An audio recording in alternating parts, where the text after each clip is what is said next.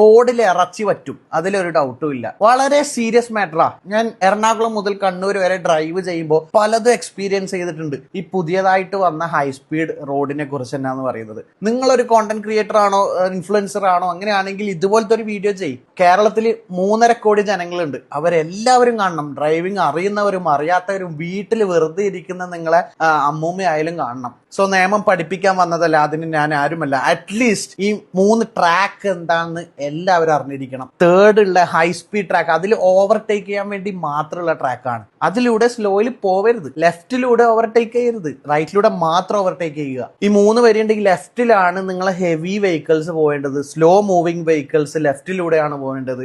നടുവിലെ നിങ്ങൾ ക്രൂസ് ചെയ്യുക. നിങ്ങൾ പൊക്കോണ്ടിരിക്കുന്ന സമയത്ത് ഓവർടേക്ക് ചെയ്യണമെങ്കിൽ റൈറ്റ് സൈഡിലെ ട്രാക്ക് യൂസ് ചെയ്യുക. ഓവർടേക്ക് ചെയ്തതിന് ശേഷം back to normal, back to the centre ട്രാക്കിലേക്ക് വരിക. റൈറ്റ് സൈഡിലെ പാട്ടും വെച്ച് സംസാരിച്ച് പോകാനുള്ള റോഡല്ല, അതിലൂടെ സ്ലോലി പോവരുത്.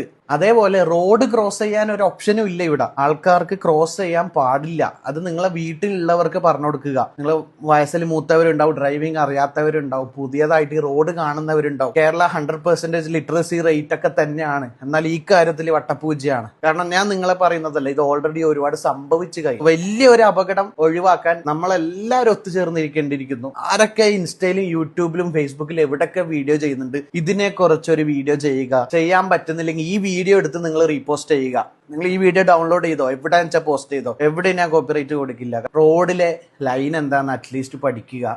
അല്ലാതെ ഈ ട്രാക്കിൽ ഇറങ്ങാൻ എനിക്കടക്കം നല്ല പേടിയാ. എന്തൊക്കെയാണ് സംഭവിക്കുന്നതെന്ന് കണ്ടറിയാനുണ്ട്. പിന്നെ ബൈക്ക് ഏറ്റവും കൂടുതൽ ഇതിന്റെ അകത്ത് ബൈക്ക് ഇപ്പോഴേ കയറാൻ തുടങ്ങി. സോ ഇവിടെ ബൈക്ക് റെസ്ട്രിക്ട് ചെയ്തത് നിങ്ങൾക്ക് സ്പീഡ് എടുക്കാൻ പറ്റാത്തത് കൊണ്ടല്ല. വൺസ് നിങ്ങൾ റോഡിലേക്ക് വീണ് കഴിഞ്ഞാൽ ഒരാളും നിങ്ങളെ സഹായിക്കില്ല. നിങ്ങളെ മുകളിലെ കയറി ഇറങ്ങും വണ്ടി. കാരണം ബ്രേക്കിംഗ് ഡിസ്റ്റൻസ് എന്ന് പറഞ്ഞാൽ 1-2 സെക്കൻഡ് കൊണ്ട് ഈ 100 വരുന്ന വണ്ടി സ്റ്റോപ്പ് ആവില്ല. നിങ്ങളെ മുകളിലെ കയറി ഇറങ്ങും 100% ഉറപ്പാ. സോ ബൈക്ക് ആവുമ്പോൾ നിങ്ങൾ വൺസ് വീണ് കഴിഞ്ഞാൽ റോഡിന്റെ നടുക്ക് നിങ്ങൾ കിടക്കും. കാറാണെങ്കിൽ അറ്റ്ലീസ്റ്റ് നിങ്ങൾ അതിന്റെ അകത്തെങ്കിലും ഉണ്ടാവും. റിസ്കി ആണ് ബൈക്ക്. ഇനിയിപ്പം ബൈക്ക് കയറ്റിയിട്ട് ഒരു ആക്സിഡന്റ് സംഭവിച്ചതിന് നിങ്ങൾക്കോ ബൈക്കിന് ഒന്നിനും ഇൻഷുർ കിട്ടൂല. കാരണം നിങ്ങൾ ഇല്ലീഗലി ആണ് അവിടെ ബൈക്ക് ഓടിച്ചത്.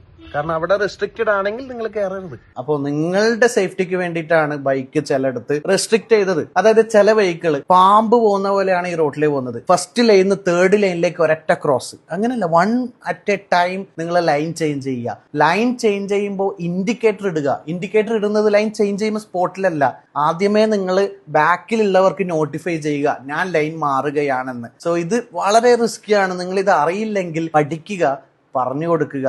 സോ ഇത് സീരിയസ്ലി വലിയൊരു റിസ്കിലേക്കാണ് എല്ലാവരും പോകാൻ പോകുന്നത്. ഒന്നും പറയരുത്, കമന്റ് ഇടരുത്. ഞാൻ സേഫ്റ്റിക്ക് വേണ്ടി മാത്രം ചെയ്ത വീഡിയോ ആണ്. നിങ്ങൾക്ക് ഇഷ്ടമുള്ള പോലെ എടുക്കാം. Thank you so much.